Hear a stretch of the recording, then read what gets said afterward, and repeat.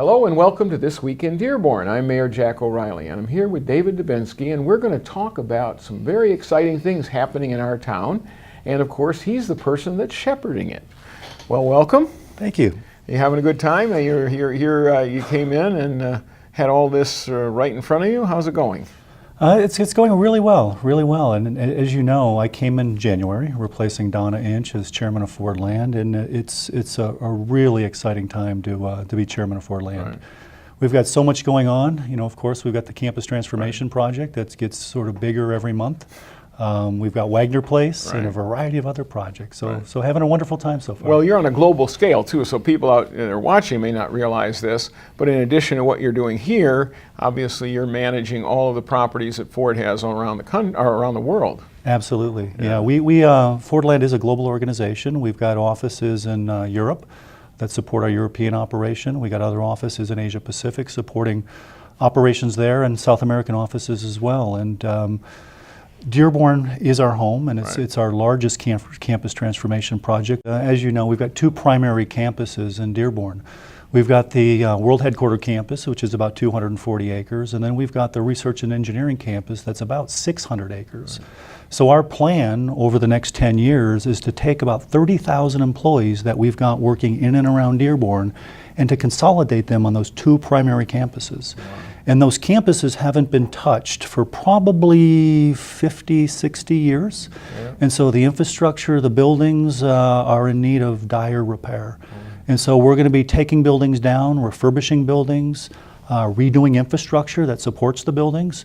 And we're going to be setting up space that's conducive for the kind of talent that we're trying to attract to our campus here. You're preparing the Ford people to be in environments where they're going to be looking well beyond just the automobile. Yeah, we're thinking about mobility in general, right, and how people will move in the future.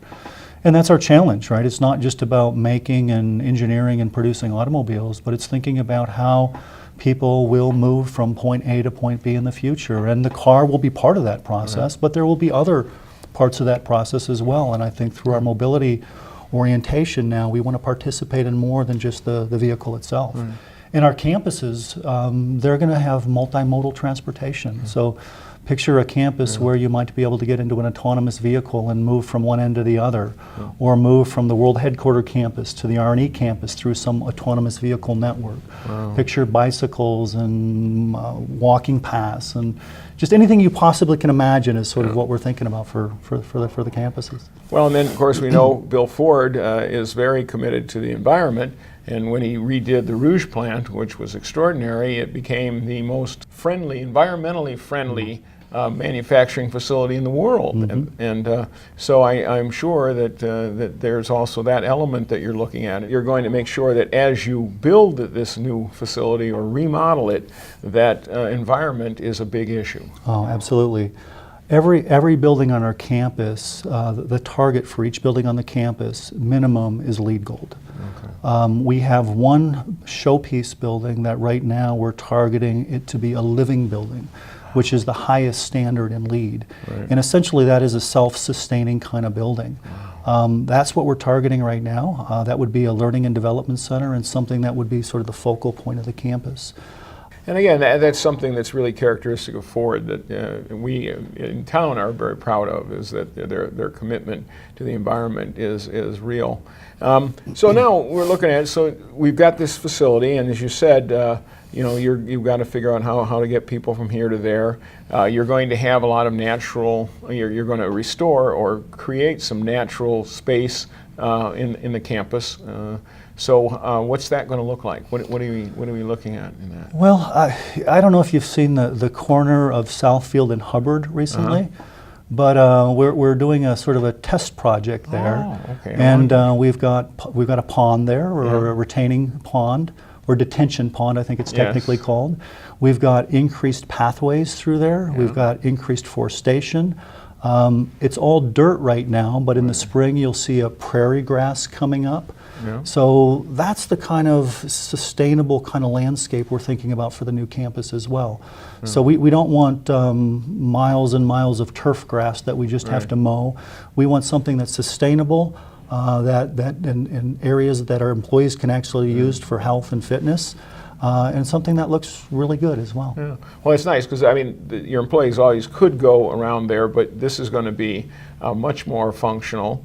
And of course, you know, that's a great asset. And I know we're working with you on looking at, you know, having a trail that kind of goes around and continues back around, so it'll be integrated with some of that. And that's really nice because the community then will have a way of also being able to access a longer path to go for their trip. So I appreciate that you're letting us kind of share with you in a sense the outer part. So and that's the other thing. Those of us are used to it. Most people wouldn't know their way around, you know, the internal space, but they certainly know the glass house, which is right behind us, and so that's going to go through a transformation also. Absolutely. So right now, our plans are to renovate that completely. So that's an iconic structure. It's been there for a long time. It sort of sits there at the corner of Michigan Avenue in Southfield, and Yeah. it's got a great presence. Yeah. And so our present thinking on that building is a complete renovation. Right. So it gets all new glass. We gut every floor. It gets new mechanicals, and it'll be a completely refreshed new building. And then something very exciting to Dearborn and people in Dearborn is the fact that you've gone and purchased some property to have a presence in our business district. So why don't we talk about how you got there and what does that mean? Well, I think that is really a neat project. And in fact, I was just having lunch at Buddy's right across the street down yes. there and drove by it. And it's doing. I mean, it's on schedule, on budget. The steel work is complete. We're enclosing it as we speak. Yeah. And in November, we'll start with the roofing structure on the building. So we're still on target for a summer 2018 opening. In conjunction with the city and with you, this was a project that I think we collectively thought would benefit not just Ford but the community. And so we did acquire just under 4 acres of land. I believe it was 12 different parcels. Right. We put all that together and we came up with the Wagner Place project. Yeah, it's very exciting, and it's going to be, for people who don't know, obviously the upper level is levels will be occupied by Ford employees and so on. And then the lower part will be, which is really wonderful, a mix of different kinds of uses that are commercial in nature. So how's that balance and how's it going? It's, again, terrific. So we've got 150,000 square feet, 3 floors, and as you've indicated, the top 2 are 600 Ford employees. And so we've got a group we call them GDIA, it's our Global Data Insights and Analytics team that's actually going to occupy that space. And on the first floor, with our broker Mid-America, we're out seeking tenants.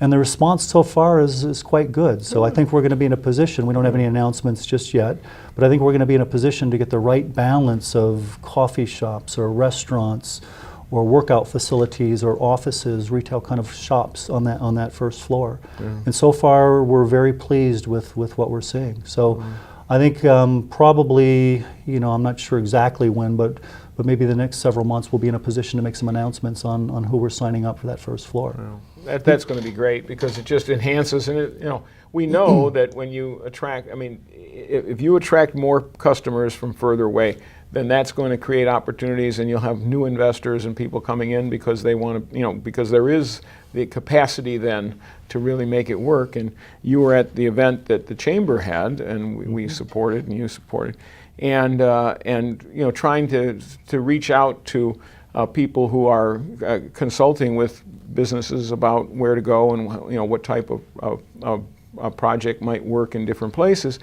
And I was surprised how many people, we had a large number of people who had not been to Dearborn, had no idea, and yet they're telling people where the best sites are. And I think I'll let you give your impression of how that went. No, I think it went really well. You know, it's interesting when we try to attract people that aren't from Dearborn, they don't really understand everything that's going on here, right? And so I personally have been out and meeting with a couple restaurateurs in particular that we're trying to attract down there, and we tell them about all the cool things happening in Dearborn. We talk about the Ford presence in Dearborn. We talk about how many people are here during the day. we actually bring them down to visit other shops and restaurants in Dearborn. And in the end, they see Dearborn in an entirely different way. And so I think it's been an interesting journey, because I thought we would sort of put our for rent sign up and everyone would come. And that's happened, but to go recruit those that aren't familiar requires a little bit of extra effort on our part to go show everything that's going on. And once we do that, they come. Well, the Henry Ford Garage was a great example. I know when Ford first reached out to them in Florida and wanted them to come here, they came up, did their due diligence, and said, no, it won't work there.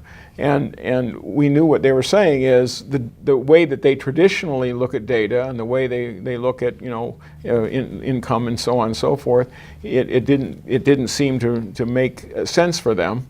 And yet, obviously, Ford was a little, said, no, I think you got to try. And now they're so thrilled because they said it exceeds their expectation, right? Absolutely. I mean, it really does. Absolutely. I think if you talk to them now, they're just blown away with the support that they've got from the community.